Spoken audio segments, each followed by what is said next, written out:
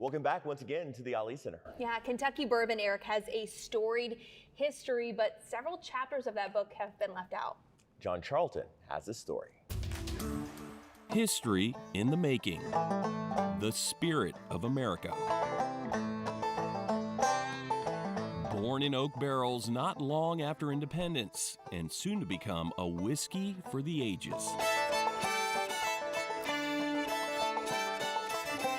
Many had a hand in making bourbon what it is today, even though most of America's archives are not necessarily fully inclusive.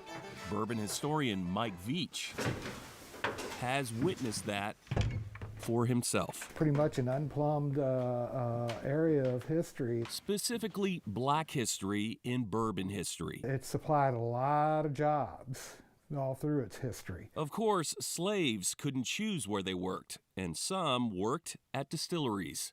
Veach says he found a distiller's ledger at the Filson Historical Society in Louisville. From the 1840s, and it talks about renting out slaves, but it doesn't mention their names, doesn't mention what they were being rented out for, or anything. So you just have to assume that they were probably being rented out to one of the neighbors to help make whiskey. Although their historical contributions are not well documented, Veach says there is evidence that certain slaves may have done more than just the heavy lifting. From one of the newspapers at that time, where Andrew Jackson had a slave that ran away in Tennessee, and he was advertising in Louisville to find this slave. And one of the things that he mentioned is that this slave was really good distilling. Unlikely any slave master would ever give his slave the title master distiller.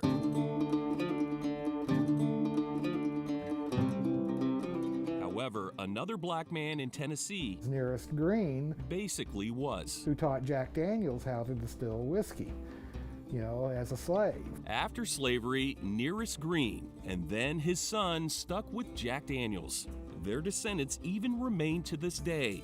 From Prohibition to today's bourbon craze, generations have passed, and a new generation continue to make bourbon history. Is distilling in West Louisville, a family business. This is a craft distillery. Of three brothers, Chris, the marketer. It's definitely unique. Victor, the CEO. So we've been at it for 8-9 years. And Bryson, the distiller. We are the first African-American distillery in Kentucky. They are the Arbros behind Bro Brothers Bourbon. Kentucky is the bourbon capital of the world, but I never thought that Bro Brothers would be having our own bourbon and producing our own bourbon. Established in Park Hill, it's a small batch operation for now and is expected to only get better with age. But as they've said, Bro Brothers. We are on record for being Kentucky's first black owned distillery. Has already made its mark on bourbon history, which is, unlike in the past, finally well documented. African Americans always contributed, whether or not that's been acknowledged. And I think this